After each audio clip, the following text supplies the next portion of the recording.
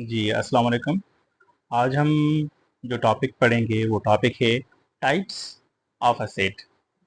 हमने अपनी पिछली क्लास में सेट को पढ़ा था, उसको समझा था, उसको लिखने का तरीका भी हमने सीख लिया था। आज हम इस क्लास में पढ़ेंगे कि सेट के टाइप्स कितने हैं और कौन-कौन से हैं, उनको समझते हैं। आइए इस क्लास को फ़ोकस के साथ पढ़ते हैं और समझते हैं। सबसे पहला जो टाइप आता है उसका आता है एम्प्टी या आप इसको नल सेट कह सकते हो। ये एक ऐसा सेट होता है जिसमें सेट के कोई भी मेंबर नहीं होते। फॉर एग्जांपल ये सेट ए लिखा मैंने, इसमें कोई भी देखें मैंने मेंबर नहीं लिखा। आप इसको ऐसे भी लिख सकते हो या आप इसको ऐसे भी लिख सकते हो। मतलब एक ऐसा सेट जिसमें कोई भी मेंबर ना हो, तो उसको आप एम्प्टी सेट बोल सकते हो या नल सेट आप बोल सकते हो, और कोई भी मेंबर ना हो जब। लेकिन जब ऐसा सेट मिले जिसमें सिर्फ आपको एक एलिमेंट मिला हुआ हो, कोई भी एक में कोई भी एक एलिमेंट मिला हो, तो आप उसको कहोगे सिंगलटन सेट। मतलब सिंगलटन सेट एक ऐसा सेट होता है जिसमें सिर्फ एक मेंबर मौजूद होता है। जिसमें कोई मेंबर मौजूद ना होगा आप उसको बोलोगे नल सेट या एम्प्टी सेट। जिसमें सिर्फ एक मेंबर होगा आप उसको बोलोगे सिंगलटन सेट।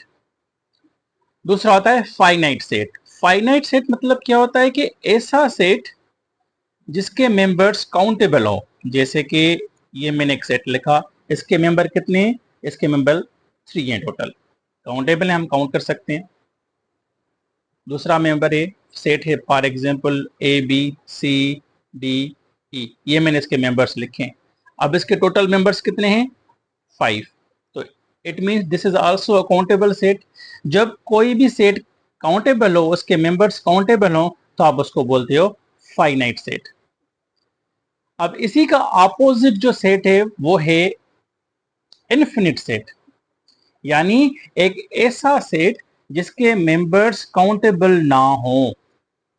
जैसे कि 1 2 3 4 और ये इसके मेंबर चलते जा रहे हैं। We have no limit for them. A B C 1 6 8 चलते जा रहे हैं, लिमिट ही नहीं है इनकी। जब सेट्स के मेंबर्स काउंटेबल ना हो तो वो सेट कहलाता है इनफिनिट सेट। ओके। दूसरा यहाँ पे टाइप आ रहा है सेट्स का इक्वल सेट। इक्वल और इक्वलेंट में थोड़ा डिफरेंस है, आप बस इसको समझिएगा फोकस के साथ।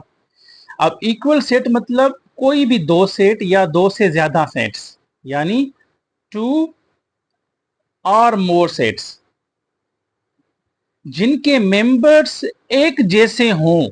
1 2 3, ये सपोज सेट ए है, ये सेट बी है, तो 2 1 3 देखें मेंबर सेम है, तो आपके ये दोनों मेंबर्स आपस में कहलाएंगे इक्वल सेट्स। जब मेंबर सेम हो, एग्जैक्टली सेम हो, जैसे कि ये सी है, ए बी सी, ये डी सेट है, ए सी बी, देखें सेम मेंबर्स हैं, सेम मेंबर्स होंगे तो वो कहलाएंगे इक्वल सेट्स। अब इक्वलेंट क्या फर्क है, इक्विवेलेंट में क्या फर्क है, देखिए आप। फॉर एग्जांपल ये 1 2 3 एंड 4 दिया मैंने, सेट बी लिखा मैंने, इसके मेंबर लिखे ए बी सी डी लिख लिए मैंने। अब देखें इसमें क्या फर्क है, इसमें और इसमें। इसमें सारे मेंबर्स आपके सेम होंगे, इसमें आपके मेंबर डिफरेंट होंगे, लेकिन मेंबर का जो काउंट होगा ना वो सेम होगा। देखिए इसमें कितने मेंबर्स हैं, इसमें 4 मेंबर्स हैं।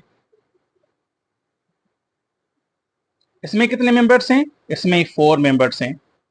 It means both have same members in terms of counting. Counting के हिसाब से इन दोनों के मेंबर्स एक जितने हैं। यहाँ पे एक जैसे होने चाहिए, यहाँ पे एक जितने होने चाहिए। जब एक जितने होंगे तो वो इक्विवेलेंट सेट कहलाएंगे। अब ये भी टू और मोर सेट्स की कंपैरिजन होती है यहाँ पे भी। उसके बाद आता है डिसजॉइंट सेट।